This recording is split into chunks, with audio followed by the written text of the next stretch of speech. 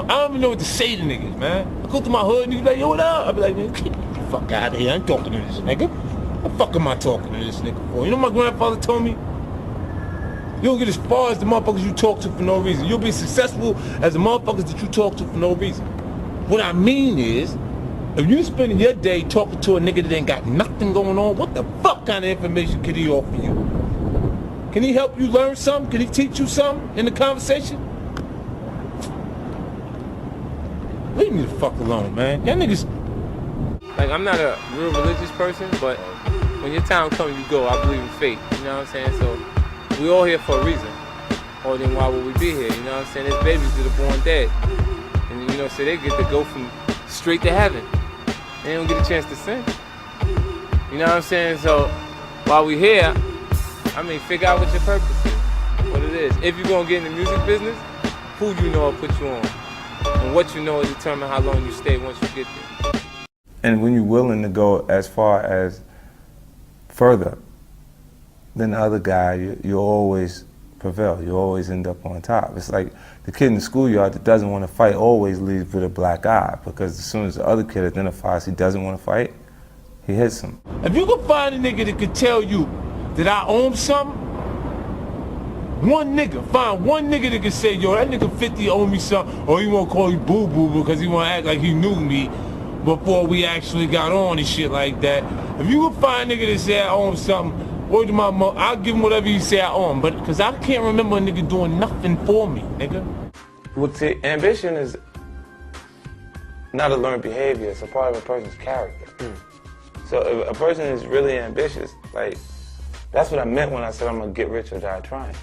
But because of people's perception of me and the information that they were given, that small piece of information that I'd been shot 9 times, they thought I meant it literally. Yeah. But a person that you see as a business person and is extremely determined to make things happen, say they're gonna get rich or die trying, you say, whoa, they're serious, they're gonna really do it. Got you. You see what I mean? And I don't see a limit. Like, I don't see a limit to how far I can actually go. Greed, I think, is something you might be able to point at someone who wants, that doesn't actually want to work for it. You know, I didn't have a plan B. I said it absolutely has to work. You know, so I stayed focused and I made it happen. When I'm coming up, niggas is like, yo, who with him? Like, who he with? Me, nigga. By myself, nigga. I do what the fuck I want to do. The actual system wasn't prepared for me. You know, I thought I was ready in '97. Right. And I didn't have a major record company marketing and promote my project until 2003. Right. You know, so for that time period, I had to run on my own energy. You know, I had to convince myself that I'm gonna make it. You know, regardless of how people felt at that time. And what it does is it makes you feel like, well, it made me feel like there's gonna be points that people are gonna mistake my confidence for arrogance, because they don't understand the process I went through. And how much I had to believe in myself in order to make these things happen. I feel like you can will yourself into a good space. Like, things that are meant to happen will. And if you believe in yourself enough, you can help yourself learn. You can inspire, you know, yourself in different ways where you can actually discipline yourself. You know, to the point that you can become good enough. Like from '97, like when I started writing, it was full time. Like every day I was writing music because I had no choice. If I was gonna stop hustling, then how was I gonna provide or continue the lifestyle that I created for my son's mom, my son, and myself? And it was a time that I actually didn't have anything, because the things that I acquired when I was hustling, it kind of went away. I had to get rid of it in order to have enough to stay afloat.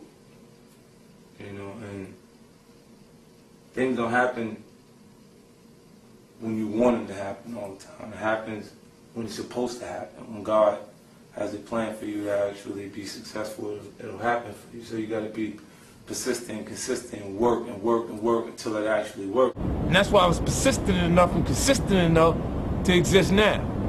Feel what I'm saying? I'm back better than ever. On top of my game, even them country boys saying 50, we feeling your man. Capitalizing on the moment, he formed the group G Unit with 2 friends from the neighborhood. That's Tony Yayo. That's Lloyd Banks. With a growing reputation on the street, they hit the road, selling out show after show. For the first time, 50's music was paying off. I remember having like $80,000 in the house. I thought I was rich. It's like, this is gonna work. I know niggas be reading 48 Laws of Power, Robert Greene. Now you're gonna read the 50th law, because I done got with Robert Greene to create the new shit for you to read, nigga. You see what I'm saying, man? Yeah, nigga, come on, man. Don't play with me that shit. 33 Strategies of War, The Art of Seduction. Come on, man. All that shit come from the hood, B. It's a parallel between corporate America and the hood, and it's obvious. You see me winning, don't you? And fucking old timers is looking like, yo, that young boy, he took a page out of my book. But they ain't make all of that fucking money off it that I made off it. So what that make me?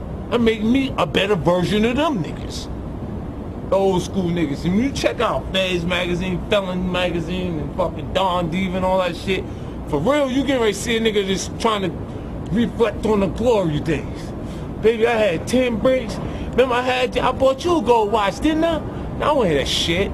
Tell me that shit. You see what I'm saying? Now, this is the point right here where I don't want to see a nigga who had it and don't got it no more.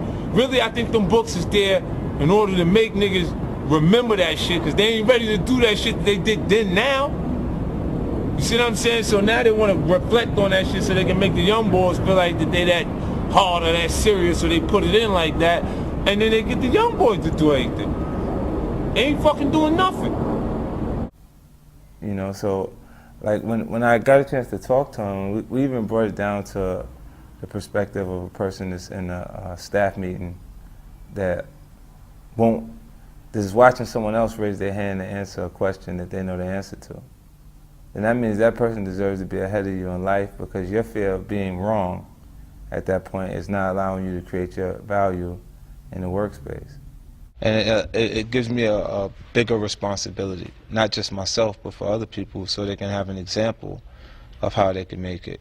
And not living in a house with both of your parents isn't an excuse for you not making it, or not having anything initially isn't an excuse to not make it. You know, for me, I don't see, at this point, I tell them good luck if they think they can make me feel like I can't do something that I set my mind on.